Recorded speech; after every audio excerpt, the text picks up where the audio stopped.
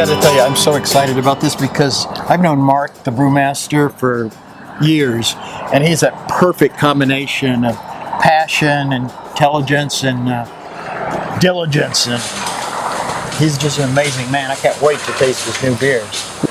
He's allowing us to come in during the construction phase.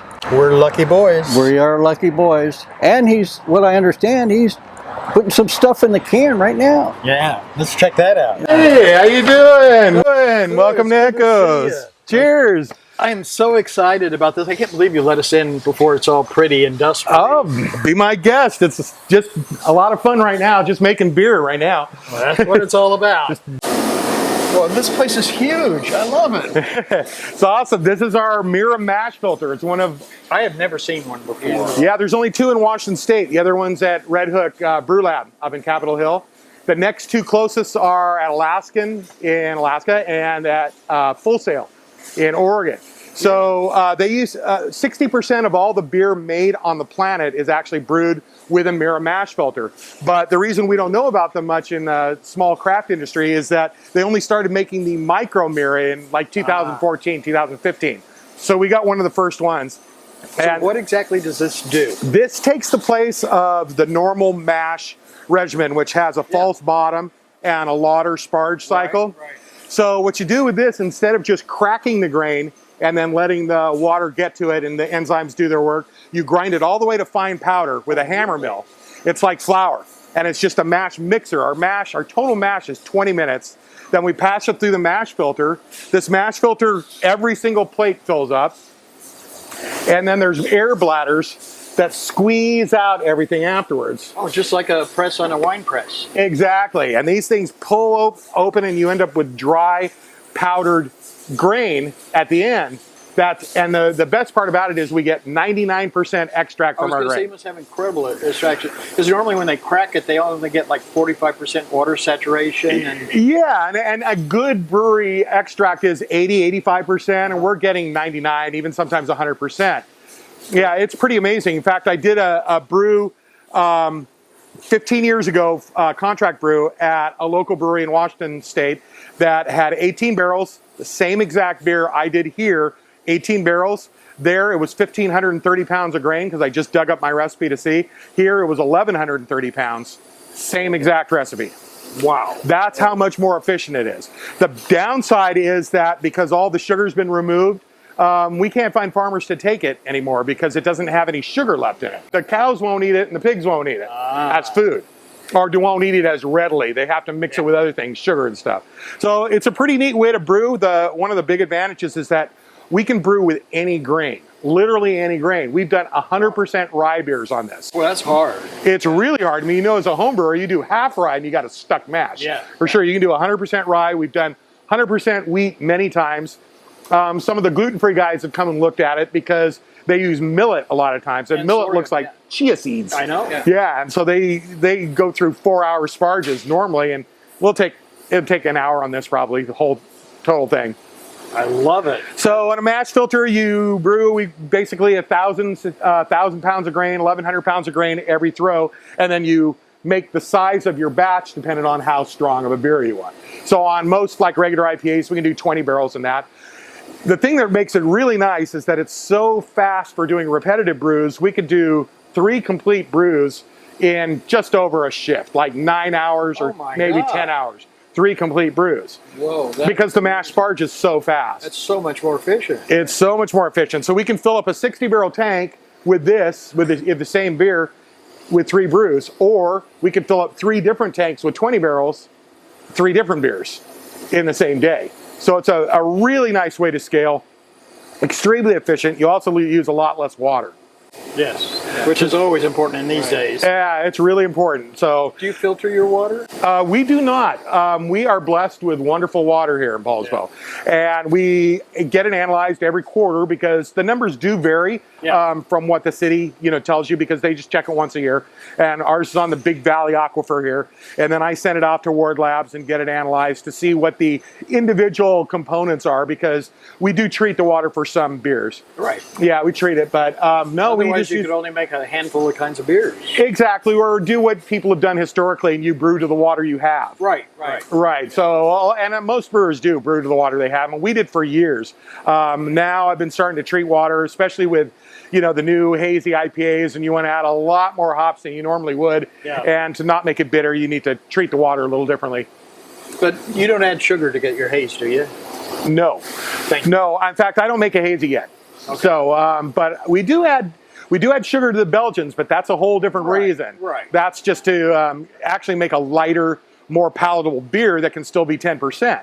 I mean, if you drink a Monk's Indiscretion and then you drink a 10% barley wine, the 10% barley wine is thick and chewy and big because it's all malt. Right. And adding sugar actually to a beer does the opposite of what most people would think intuitively. Instead of making a beer sweeter, it makes a beer more dry because it ferments 100%. And it rounds out the mouthfeel, no?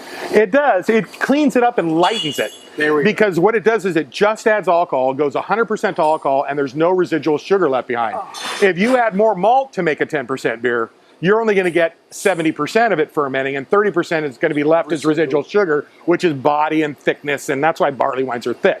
And that's what Belgians call drinkability.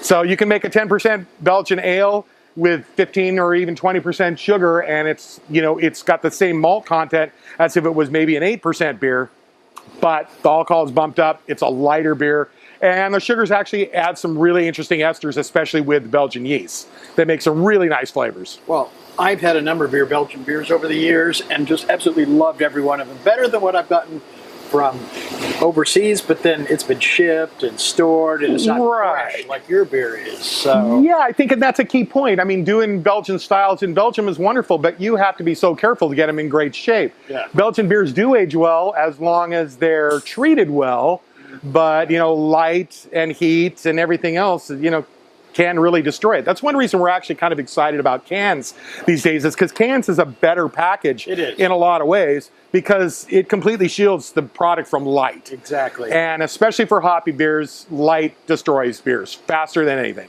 I bought a case of your Quad Noel one year and laid it away and took one out every month and watched it progress, and it just got steadily better until finally I'm going, I should have got it. So we need to talk, because I've still got 2013, 2015, 17, 18, and that's it. Yeah, I've got 4 years left. But 2013, I think I might have a couple bottles left of the first year we ever did it, which was 2011. Nice. Yeah, nice. And that beer does age really well. That beer is actually modeled after a beer from one of my favorite breweries in Belgium, a very small brewery called Distilling, and a beer called Stilnacht. Stilnacht, Silent Night. It's their Christmas beer. And it's a 12% pale quadruple.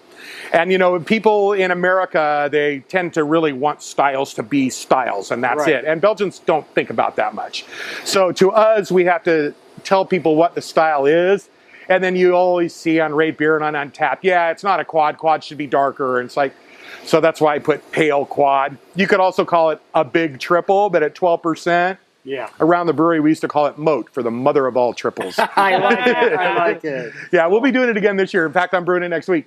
Need some. Yeah. Well, look we got beer ready to go out. Yeah.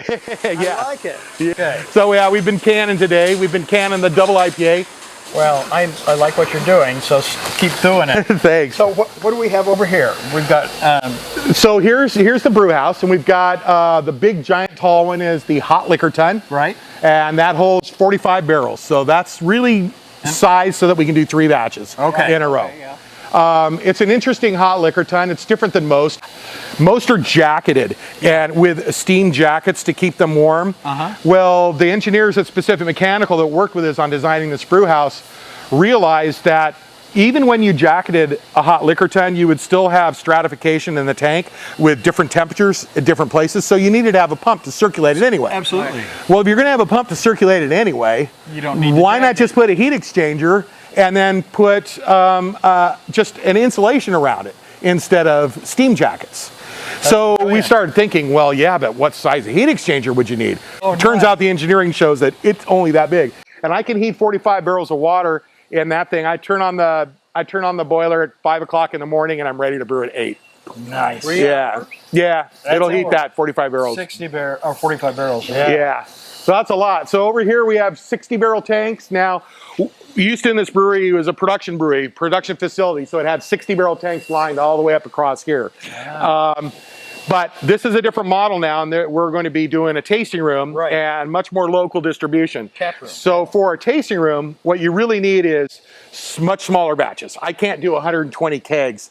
For one, I don't have cold room space, so I can't do 120 kegs in every batch. But smaller batches stay fresher. Smaller batches stay fresher, that's right. So now I got even 7 barrel tanks. Wow. And all the way up to 60, so we can do different sizes. And that's where the match filter really makes it feasible to do any different size batch. I do 7 barrel batches all the time, or I could do 15 barrel batch, or I could do a 20 barrel batch. Doesn't really matter. So we have various tanks. That's 20, 15. We got 60s over there and 30 barrel tanks too. So lots of different sizes, gives us a lot of flexibility. For the beers that we sell a lot of, we'll do, 30 barrel batches. Like Monk's, I've been doing 15 barrel batches, and Monk's Indiscretion, I have to brew it all the time. I mean, I just have to constantly brew it, which, yeah, the beer stays fresher. I love Monk's Indiscretion. Thanks. But I can't quite remember what it tastes like. Maybe we'll have to taste it. Maybe we will. again. We might be able to do that, yeah. So Monk's Indiscretion is interesting beer. That was actually a beer I first called Humble Bastard Born of a Monk's Indiscretion. Was the first original I like name it. as a home brewer. You were like winning awards and stuff for 20 years as a home brewer. Yeah, I had won the National Organics for lagers. I used to really be into lagers, so I did a double bock and an Oktoberfest, and won I think 2 years in a row at the Organics in California. And then Monk's Indiscretion, at the time, the hop didn't even have a name. It's now called Citra, which we all know is Citra. Oh, but at the time it was famous now. HBC, I think 364. I can't remember the numbers, but it was a hop breeding company number. But my homebrew supply guy at Oli Brew, Bill Sprouse, who's not there anymore, but a great guy, he told me, Mark, you got to try this. I know you're doing a lot of Belgians. This one's really tropical. And the yeast, a lot of what you're using is doing banana. Yeah. So I thought, well, how about doing a Belgian triple that's balanced like a Belgian triple, not balanced like an IPA, but uses all the late hops of an IPA. So you've got tons of aroma why I hops. like it so much. Yeah, so it's tons of Citra hops, but it's all late. It's all in the whirlpool and dry hopping. And also Cascade, because I just happen to love Cascade. Who doesn't? Yeah, I mean, I've always loved Cascade. It's a great hop for all kinds of things. Grow Cascade. Just 3 of them. Well, it grows really well here. I mean, it happens to grow really well since we are really near the source.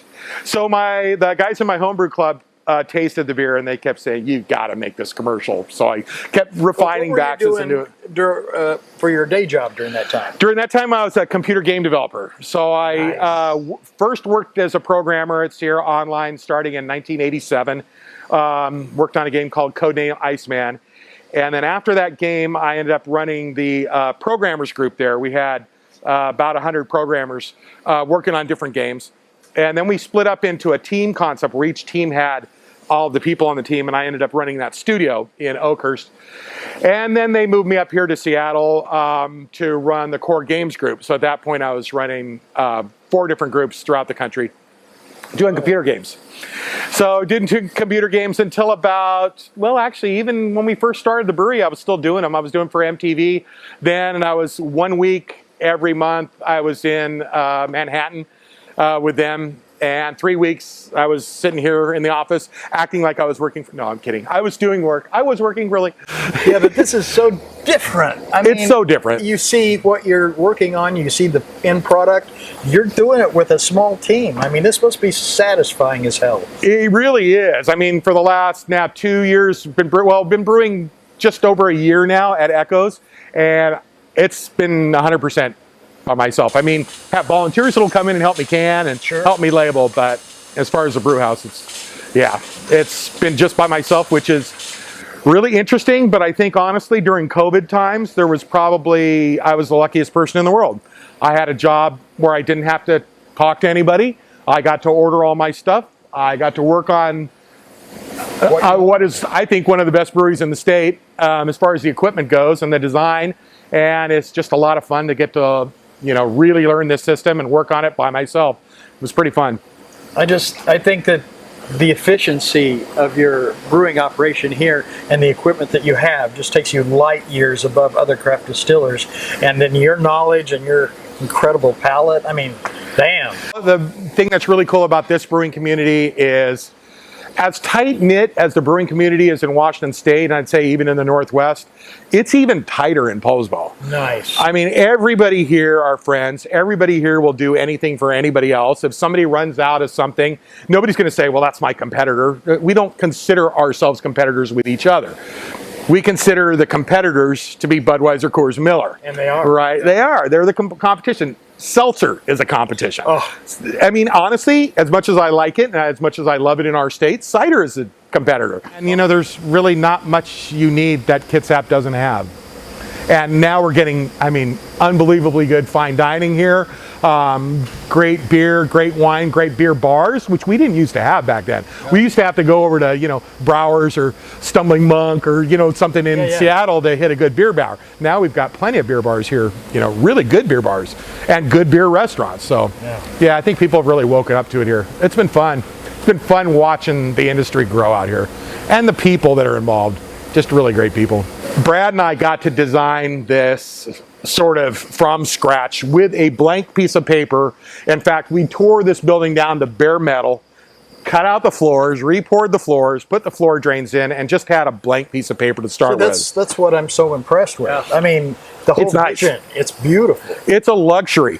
Now, what we're doing is sort of what you had mentioned before and try to shoehorn in a tasting room, but it's actually working really well. We had to move this whole glycol system. You see this? So this is Swiss engineered cool fit pipe that runs glycol at 28 degrees, 24 hours a day. Everything in the brewery that needs to be chilled is chilled from this glycol, including the cold room. So we don't even have compressors on top of the cold room. That's amazing. So there's no heat being put out by it. It's all on the side. And it's all being chilled by that. Which puts your carbon footprint in a really nice place. Yeah, and one 400 and, you know, 408 volt chiller out back, 30 horsepower chiller does the whole job. Well, on your canning machine, Yeah. we saw it running a little bit earlier. Yep. Yeah, so this is a micro canner. We just got this a little while ago. The nice thing about this one is it's small enough and slow enough. Hate to say it that way because it sounds like a bad thing, but it's small enough and it's slow enough where one person can do it by themselves. That's so important. It is when we're doing small batches.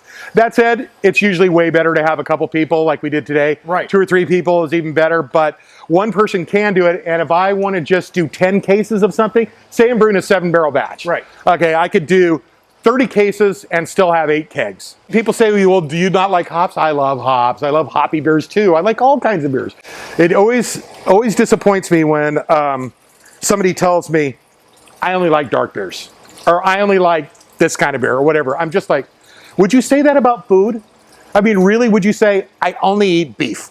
I mean, only eat a peanut butter and jelly sandwich. Yeah, that's right. All I eat is a peanut butter and jelly sandwich. That's more like the... That just tells me how underexposed they are to other styles. It really is. Even in the wine world, I tell people, oh, I just like, you know, a Merlot. Well, you know, there's over 130 different red varietals, and I've got a lot of them here. Don't be stuck on one. It gets boring. What you like. That's right. Yeah, there's so many different types of beers. I am never going to be able to get to them all here, but I'm going to try. Well, all this talk of beer is making me thirsty. Yeah, we should probably drink some, huh? Try some. Yeah, that's fine. It's always fun for me. My favorite part. All right, I'm going to trade some beers here. Yeah. Well, what shall we start with? Well, let's start with a new one for me. It's a Rausch beer. So, you know, the beers of Bamberg in Germany. And they were smoked. In fact, weren't all grains smoked until like 1700? Yeah, that's true. They think that most German-style beers, particularly, and most beers of Europe, had a smoky quality to them because the only way they knew how to dry the malt was over fire. Right. And then Pilsner or Kell were one of the first to figure out how to dry the malt and have light malt. And at the same time, they got rid of the smoke. So Bamberg decided to keep that. In that whole city, if you go, there's Ochschneikerla and there's other great breweries there, and they make all the smoked beers in Bamberg. Really? It's almost every beer in Bamberg. I don't think you could find a non-smoked beer in Bamberg. We just added another thing to my bucket list. Yeah, no kidding. So it's always hardwood smoked. They use beechwood there. And what I did, I got a beer from Auchenlakerla that just came out called the Lenten beer, or Fasten beer. I think they've changed the name. For Lent. It was made for Lent. So it was much milder on the smoke than a lot of the Roche beers. And I thought that would be better for the American palate. Something a little subtler, good smoke quality, a little bit sweet on the palate, like dark malts, but not overpoweringly smoky. So that's what we did to this. I used the Kolsch yeast and I treated it just like a lager. Okay. So I fermented it cool. Takes a long time. And then, and then lagered it for quite a while. So you end up with a nice clean dunkel. Pretty color. Yeah, it looks like a dunkel.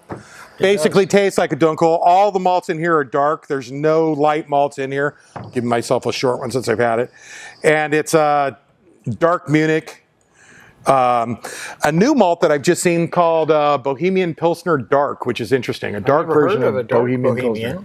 Yeah, it's interesting. I'd never heard of it either, so I thought I'd try it. But as you can see, the color works good. It's clear, all dark malts in it, but no big roasty malts.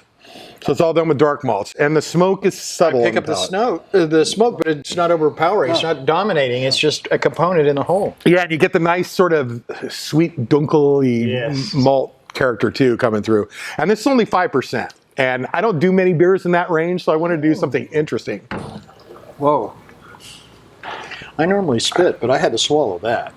That's delicious. I've never had anything quite like it. Nice and smooth.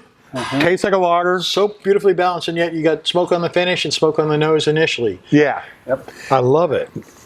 And it's if you could say this about a smoke beer, it's sort of refreshing. You picture this on a backyard barbecue real easily. Oh yeah. The other thing that's been nice is because this little canner, our lines are so short, I can get the carbonation levels really high. I like carbonation. Yeah, I really do. You know, you got to get it to the right level, but so many people are limited by cans that they're saying the volumes of CO2 at like 2.62. This was 2.8, which is really pretty high. I heard it's hard to get CO2 right now. It is hard to get CO2, but I try to get most of the CO2 that comes in the beer is produced naturally. I could see no reason for blowing the CO2 all out and then buying CO2 and putting it back in. Hallelujah, brother. The beer. So I bung them off when they're still still fermenting. So when they're done and they're down to about a third left to go, then I just close off and let them start building up the CO2 in there by themselves. It creates a finer bubble, I believe. I think so. Yeah, that's why it's the method champagne. It's the champagne method. That's what it is. So I'm doing some experimenting too with doing some can conditioning because a lot of the Belgian beers are much better when they're bottle conditioned. Yes. So I thought, with cans? Yeah, you know, it turns out you can. I started looking into it, and Allagash has been doing it. So I read this big thing about how Allagash does it, and it looks real feasible, especially since we have our own little canner. We can try some experiments. So I'll probably do it first on Golden Blonde and see what it does.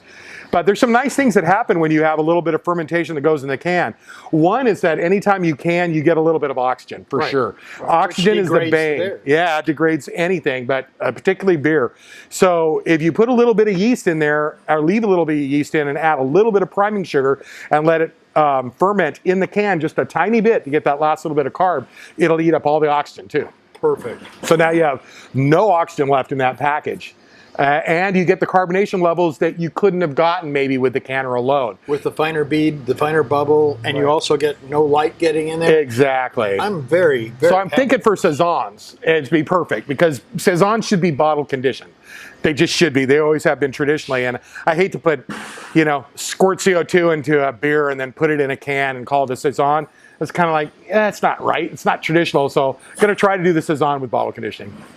We'll see. I love the way this guy thinks. I really do. You're a master brewer for a reason. I'm really impressed. I've known him for years. I can't wait until this tap room opens. It's going to be fun. I hear you're going to have 21 taps and 5 bathrooms. How perfect for a beer brewery. Yeah, I know. 5 bathrooms plus a baby's changing station, and it's going to be child friendly. They wanted to make it really good for family. This is a double IPA. It's called The Wave. It's Galaxy and Citra hops. And we just canned this like 10 minutes ago, or you just had it on Oh film? man, this is the freshest beer I've had in a long time. And again, look at the carb level that you get from the canning there. Oh, look at that beautiful head. And we still got those tiny bubbles coming out. Tiny bubbles. This beer has Nice. also has rye, quite a bit of rye. Really? Yeah, and crystal rye also. Crystal rye is an interesting one. Typically, brewers use crystal malts to add. I know about crystal malt. Yeah, dextrins and sweetness. Well, the crystal rye is a really interesting one because you can add the same flavor components, but it keeps the beer mouthfeel and the taste more dry. So it doesn't add as much sweetness, at least perceived sweetness. The rye makes it dry, so it's nice to be able to use rye. Oh, that is so beautiful. You know, there's something to be said for an old school double IPA that's just, it is sort of old school these days, but it's a good old school It's a double classic. IPA. Yeah. Is what it is, and this is so beautifully balanced. I love it. You get the Citra up front, but you get the mosaic. A Galaxy, yeah. At the finish. Yeah. And it's got a beautiful bitter finish, but rich, ripe mouthfeel. I love this beer. Yeah, and that's called The Way. That's available in 6-packs all over. Yeah. Safeway Yeah, has it. Safeway has three local Safeways, so Bainbridge Island, Kingston, and Paulsbo. Right now, soon to be at others.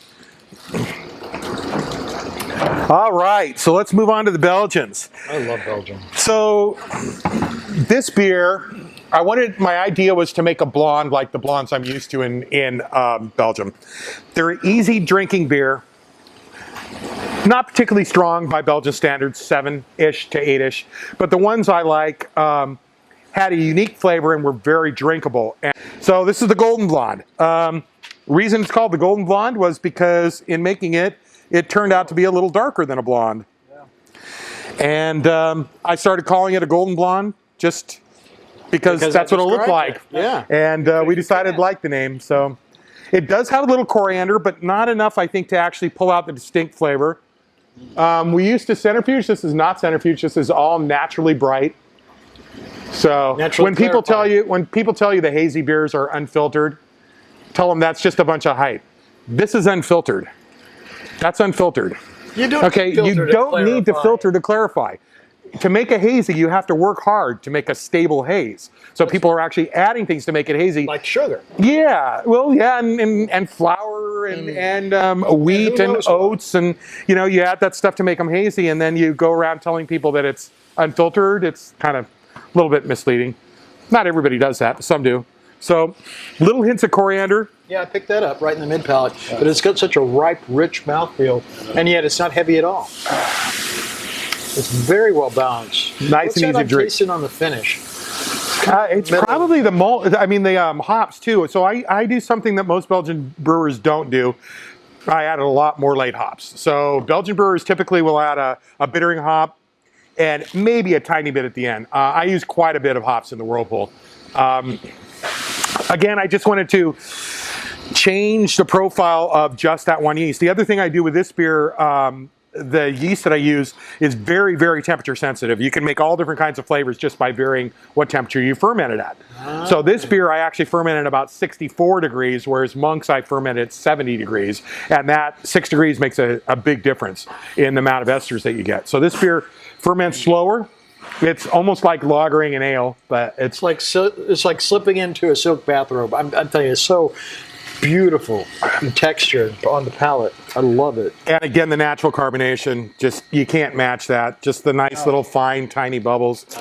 And you get the good head retention. So then we go from the Golden Blonde to the beer that I always am at a loss to describe to people.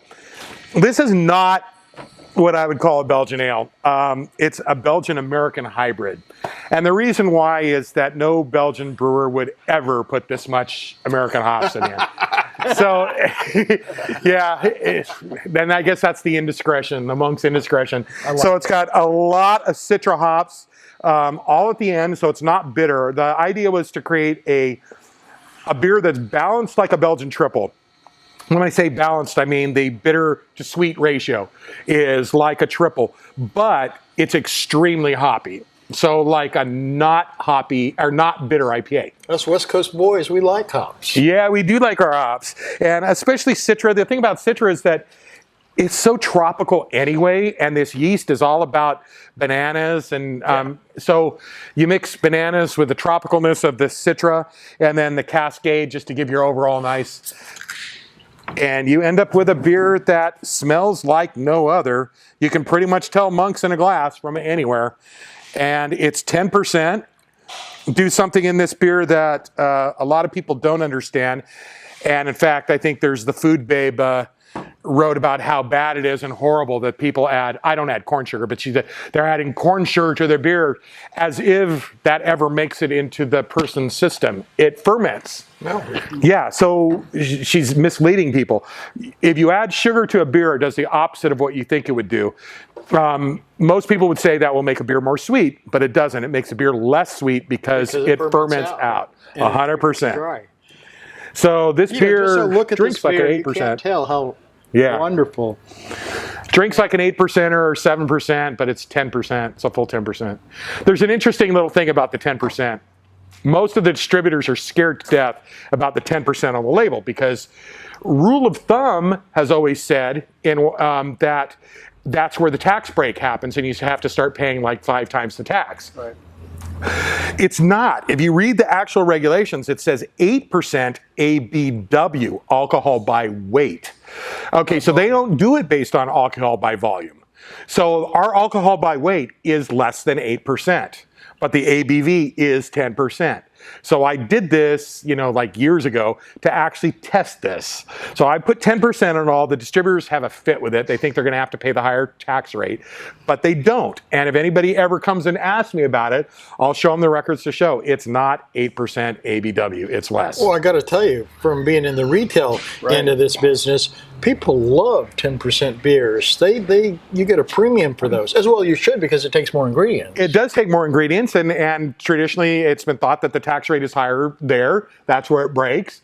But 10 just looks better on a can. I think you'll see a lot of places where bottles have 9.9%, and that's a lot of people who are nervous about having to go up to the next tax bracket. So you'll see a lot of 9.9% beers. This is so beautiful on the palate. I mean, it's just, oh my goodness. So this beer won 2 awards in the U.S. Beer Open.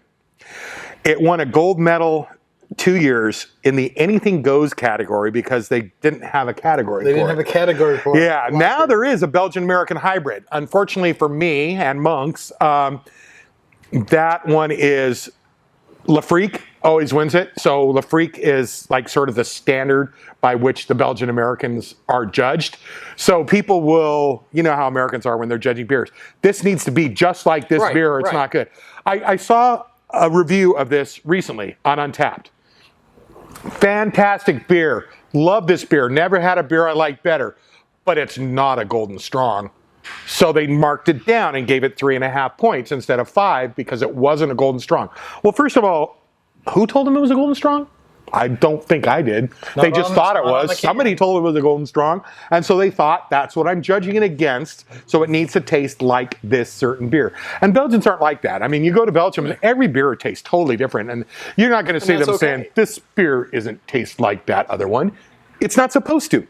You go, and there's 350 beers in a good Belgian beer bar for a reason. They're all different. You really can, and they all have their own unique glasses.